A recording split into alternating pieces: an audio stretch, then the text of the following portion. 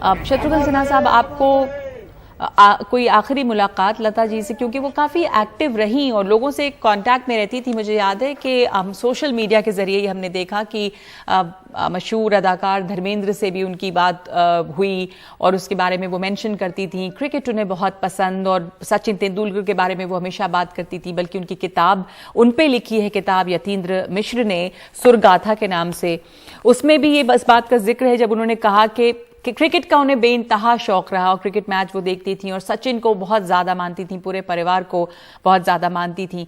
तो कुछ आपकी कोई मुलाकात उनसे या आखिरी दफ़ा कब कोई बातचीत हुई होगी? बहुत सारे लोगों से वो लगातार कांटेक्ट में भी रही और अपने जो म्यूजिकल करियर उनका रहा, हिंदी फिल्म इंडस्ट्री के साथ जुड़ाव रहा, वो तो बहुत आखिर तक बनाए रखा उन्होंने और बहुत सक्रिय रही।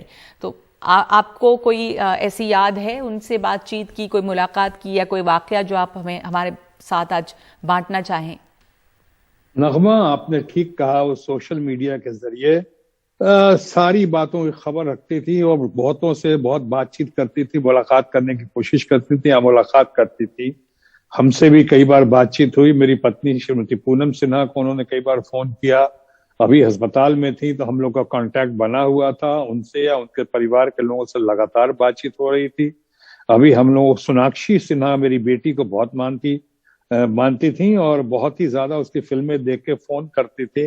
वो फिल्म देखी, बहुत अच्छी लगी और बार बार निमंत्रण दिया था कि हम लोग आए। और अभी हम लोग प्लान ही कर रहे थे सोनाक्षी के साथ, लव कुश के साथ, जिनके जन्मदिन पे या जन्म होने पे बहुत बहुत मुबारकबाद और बधाई दी थी उन्होंने, खुशी जाहिर की थी।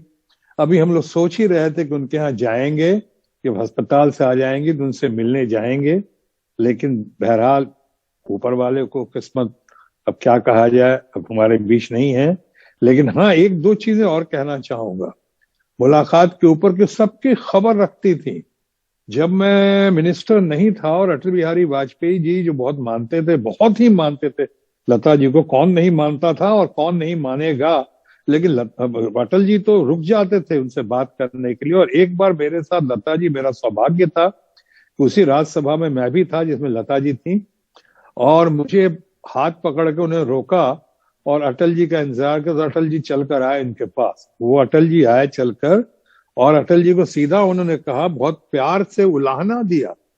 उन्होंने कहा कि आपने इनको मंत्री नहीं बनाया, इन्होंने आपकी पार्टी के लिए और आप लोगों के लिए इतना काम किया है। देश का सबसे बड़ा और सबसे पहला स्टार प्रचारक रहे शत्रुघ्न सिन्हा, और इनको आपने नहीं बनाया, ये तो बहुत गलत किया आपने। अगर इनको मंत्री नहीं बनाया तो बहुत बुरा होगा, अच्छा नहीं होगा।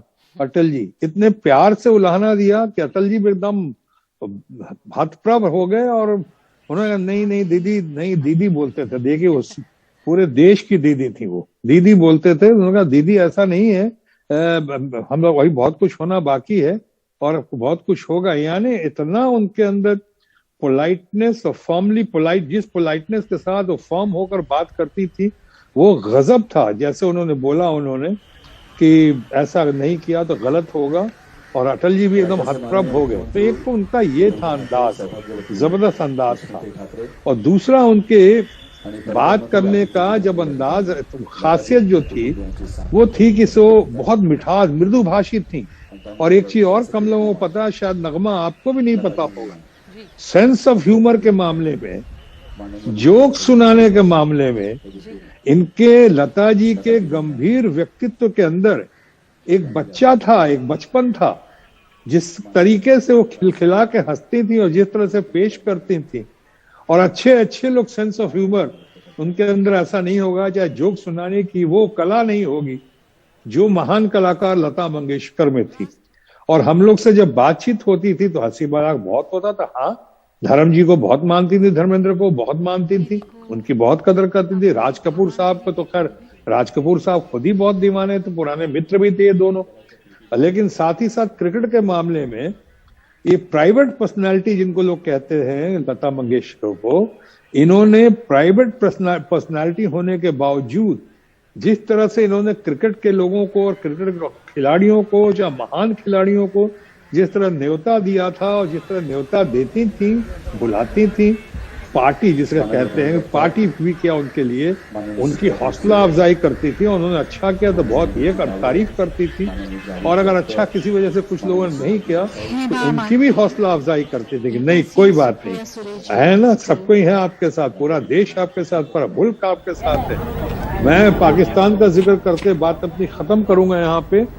कई लोग कहते थे कि एक बार लता जी को किसी तरह से यहाँ लेकर आइए, एक बार, पूरा मुरीद है सब कोई, इतने दीवाने हैं वहां पे, एक बार लता जी कर बके आ सकती हैं क्या, जो शर्तें हो, जो बात हो, कितना चाहते थे। घर घर में लता जी की गूंज, घर घर में लता जी के लिए दीवानगी, हिंदुस्तान हो या पाकिस्तान हो, यही दीवानगी आज उन्हें अमर बना रही है, और इसी वजह से वो हमेशा अमर रहेंगी। बिल्कुल, बहुत बहुत शुक्रिया आपका शत्रुघ्न सिन्हा साहब। सही आपने कहा कि अमर हैं, वो अमर रहेंगी, उनकी आवाज़ जो है, और वो जो गीत है जिसके बोल हैं कि मेरी आवाज़ ही पहचान है, अगर याद रहे, तो वाकई उनकी आवाज़ ने कैसी अमिट छाप छोड़ी है, और वो तो हमेशा हमेशा लोगों के बीच गूंजती रहेगी। पर ये जो वक्त है वो उन्हें विदा करने का वक्त है, उन्हें अलविदा कहने का वक्त है इस दुनिया से जिसमें उन्होंने एक बहुत ही खूबसूरत ज़िंदगी जी और संगीत से भरी हुई ज़िंदगी जी, और लोग उन्हें सरस्वती का स्वरूप मानते हैं। और आज जिस दिन सरस्वती पूजा के अगले दिन जब विदाई का वक्त होता है, उस दिन लता मंगेशकर को भी विदाई दी जा रही है, और शिवाजी पार्क, मुंबई के शिवाजी पार्क में उन्हें, उनके पार्थिव शरीर को लाया गया है। लता मंगेशकर के गीत तो अनगिनत हैं और इतनी सारी भाषाओं में हैं, और अलग अलग लोगों के लिए अलग अलग गीत यादगार हैं। पर कुछ गीत, जैसा शत्रुघ्न सिन्हा ने जिक्र किया, ए मेरे वतन के लोगों, एक ऐसा गीत जो कि आज भी लोगों के रोए खड़े कर देता है और आंखों में पानी ला देता है, और कुछ इसी तरह के गीत उनके रहे।